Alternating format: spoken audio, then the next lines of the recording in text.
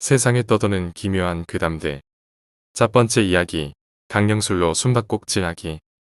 오늘 기점으로 한 달 정도 된 것 같다. 나는 원래 귀신과 영혼, 천국과 지옥 이런 걸 압니다.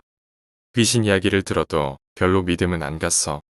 내가 페이스북이나 그런 거 아이디는 있어도 잘 안 하는데. 내가 유튜브는 많이 보거든. 유튜브 유저들은 알겠지만 페이스북에 뜨는 모든 동영상은 유튜브에서 먼저 올라오거든. 근데 내가 어떤 걸 본지 모르겠는데 강령술 나홀로 숨바꼭질 사실성 여부라고 있더라고. 그거 보니까 실제라고 나오더라. 그거 보고 그냥 개웃기네. 저게 어떻게 현실성이 있어? 말도 안 되는 개소리라고 생각했지. 근데 그렇게 유명한가 싶어서 네이버에 나홀로 숨바꼭질 후기를 검색해서 여러 개를 봤는데 10개 중 9개는 경험했다더라. 그래서 이건 말도 안 된다며 나도 시작했지. 준비물과 실행 방법은 인터넷으로 검색하면 다 나와. 내용 진행 위에서 대충 설명할 게 인형배를 깔라서 쌀과 내 머리카락, 손톱을 넣고 붉은 실로 배를 꿰매. 그리고 대야에 물을 받아서 그 안에 인형을 넣어.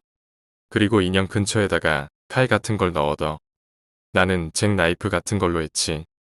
그리고 인형한테 이름을 지어줘. 난 푸라고 지어줬지. 곰인형이라서 말이지.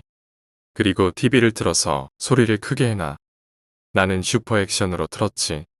그리고 칼로 배를 찌르면서 푸가 술래라고 세 번을 외친 다음 나 잡아봐라 라면서 소금물을 입에 머금고 핸드폰을 챙겨서 장롱으로 숨었지. 주의사항으로 소금물 꼭 챙겨라.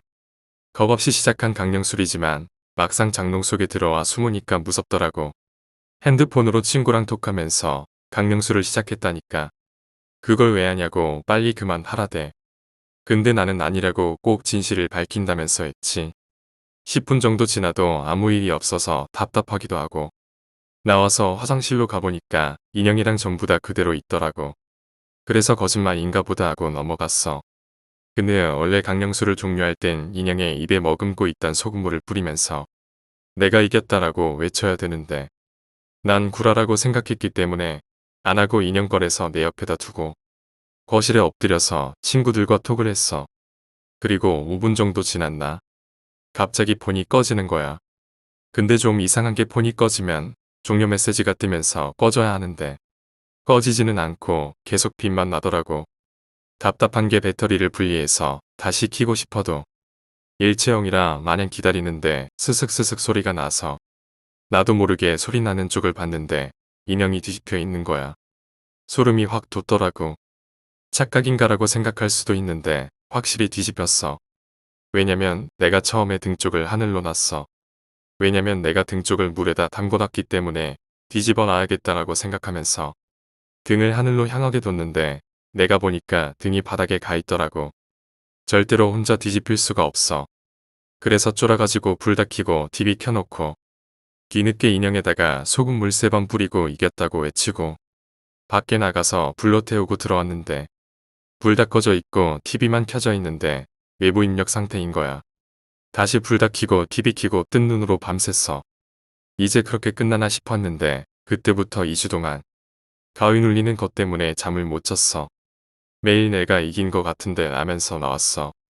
내가 정말 이런 거 안 믿는데 막상 겪으니까 무당을 찾게 되더라고. 근데 나를 보자마자 우리도 안 하는 짓거리를 왜 하냐며. 그건 놀이가 아니라 네 목숨을 건 게임이라고 하지 말라고. 다행히 잡기라서 그냥 가는데 그 게임에 응하는 귀신은 악귀가 대부분이니까 조심하라더라고. 내가 분명 말하는데 리얼이다. 절대 과장된 거 없고 지금은 귀신의 존재를 믿는다. 다는 아니지만 다른 후기를 보니까 목소리도 들리고 그런다더라고. 정말 깡 좋은 사람은 해봐. 근데 나는 절대 비추한다. 진짜 그리고 혼자 있을 때에 둘이나 가족이 있을 때 하면 상대방한테 귀신이 시일 수도 있다 하니 이번에는 친구가 해준 이야기입니다. 고등학교 2학년 때 친구한테 들었던 얘기다. 그때 당시엔 안 믿었는데 지금 생각해보면 조금은 믿음이 간다. 강령술 이후로 말이다. 고등학교 2학년 수학여행 때 뭐 다들 알겠지만 꼽을 쳐둔 술 먹고 노는데 그땐 뭐라건 뭔 말을 하건 뭐든지 즐거웠지. 못하는 거 할 때가 가장 즐거우니까. 별의별 얘기를 다 하다가 새벽 시간에 역시나 무서운 얘기를 하더라고. 근데 그 친구가 좀 뭐랄까 과묵하고 애들이랑 같이 어울리긴 하는데 그냥 물 흐르듯 흘러가는 애였어. 근데 걔가 이러더라고. 내가 예전에 이상한 경험을 했는데 너희 같으면 어떨 것 같아? 이러길래 우리도 적지 않게 놀랐어. 걔는 자신과 가족에 대해서 어떠한 얘기도 한 적도 없고 놀 때도 노는 순간에 다른 말은 안 하는 애거든. 그래서 얘기해 보라니까 해주더라. 중2 때 집에서 친구랑 집에서 노는데 자기는 침대에서 잠이 들고 친구는 컴퓨터를 하고 있었다고 한다. 집 구조가 방이 정사각형 모양이라 쳤을 때 침대가 오른쪽 아래 구석, 컴퓨터는 오른쪽이 구석, 왼쪽에 문이 있고 침대랑 컴퓨터 사이 위에 창문이 하나 있었지. 누군가가 침대에 누우면 머리가 벽 쪽, 다리가 컴퓨터 쪽으로 향하게 눕는 거야. 창문은 침대 옆쪽이에 화장실 창문처럼 조그맣게 있는 구조. 내 친구가 너무 피곤해서 친구의 친구를 A라고 치면 A한테 조금만 잘 테니까 게임 다 하면 깨워달라고 하고 잠이 들었대.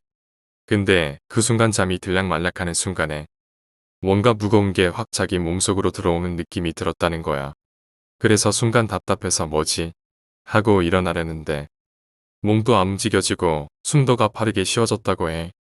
방 안에 모든 게 보였대. 근데 창문에서 사람 얼굴이 천천히 방 쪽으로 들어오더란 거야. 친구가 놀라가지고 일어나려고 했지만 역시 움직이지 않았어. 그 사이에 천천히 방으로 들어오던 얼굴은 머리통만 보이다가 얼굴이 다 들어왔대. 그 순간 친구는 심장이 멎는 줄 알았대. 단발머리긴 했는데 한쪽 눈은 가려져 있고 한쪽 눈은 자기 자신을 쳐다보는데 눈의 핏기가 장난 아닌 눈으로 사선 아래로 죽일 듯 노려보더란 거야. 상상을 해봐.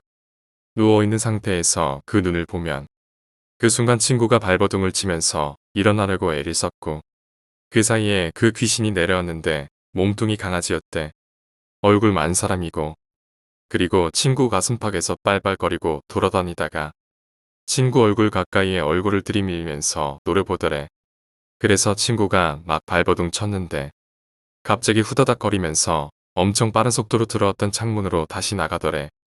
뭐지 하고 봤는데 A가 친구를 컴퓨터 하다 말고 쳐다보더란 거야. 다행이라고 생각하고 깨려고 하는 순간 창문에 시선이 돌아갔는데 그 강아지 귀신이 얼굴은 친구 쪽, 눈은 A를 쳐다보고 있었고 그 눈이 자기 자신을 쳐다보는 것과는 비교도 안 되게 매서운 눈으로 쳐다보더래. 그러더니 확 사라지고 그 순간 A가 컴퓨터 하다가 일어나서 자기를 깨웠대. 깨우고선 하는 말이 자면서 너무 끙끙거리길래 괜찮냐고 흔들어 깨웠어. 괜찮아? 친구는 괜찮다고 하고 별탈 없이 지냈대. 그리고 몇 주 뒤 알게 되었는데 걔네 부모님이 귀신을 볼 줄 아는 분이고 얘도 영향을 받았다 하더라고. 그 귀신이 도망간 이유가 걔 때문인가 싶다라고 하더라고. 두 번째 이야기. 일본 여고의 배구부. 일본 어느 여고의 배구부에서 있었던 실화다. 여름방학을 맞이하여 배구부는 섬으로 전지훈련을 가게 됐다.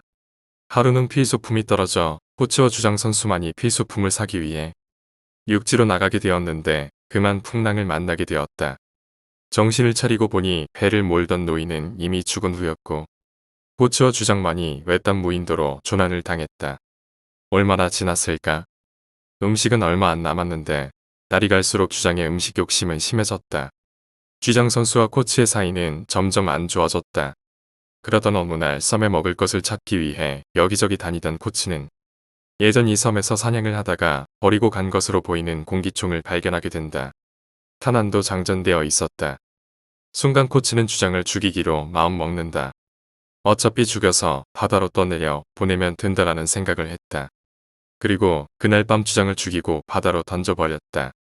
막상 실행에 옮겼지만 코치는 무척 괴로워서 견딜 수가 없었다. 그런데 이상한 일이 벌어지기 시작했다. 밤새 가위에 눌려서 괴로워하다가 깨어나 보면 주장의 시체가 코치 옆에 누워 있었던 것이었다. 코치는 경악했다. 어떻게 죽은 사람이. 코치는 죽은 주장의 시체를 다시 들고 바다에 던져버렸다. 그렇지만 다음 날도 그 다음 날도 잠에서 깨어보면 심하게 부패된 주장의 주검이 코치 옆에 누워 있었던 것이다. 얼마 후 배구부원들의 신고로 무인도를 수색한 몇 주 만에 실성한 코치를 발견할 수 있었다. 실성한 코치 옆에는 주장의 시신도 같이 있었다. 과연 주장은 어떻게 코치에게 다시 찾아오고 그럴 수 있었을까? 후에 밝혀진 사건의 전모는 이랬다. 코치에겐 심각할 정도의 몽유병이 있었다. 그리고 그 섬엔 밀물과 썰물이 심했다. 그래서 바다로 던진 시체는 썰물에 의해 다시 섬으로 떠내려왔고 몽유병으로 섬을 돌아다니던 코치는 그 시체를 안고 거처로 들쳐 업고 가져왔던 것이다. 오늘 이야기는 여기까지입니다. 오늘 이야기가 재미있으셨다면 구독과 좋아요, 댓글 부탁드립니다. 댓글은 저에게 큰 힘이 됩니다. 감사합니다.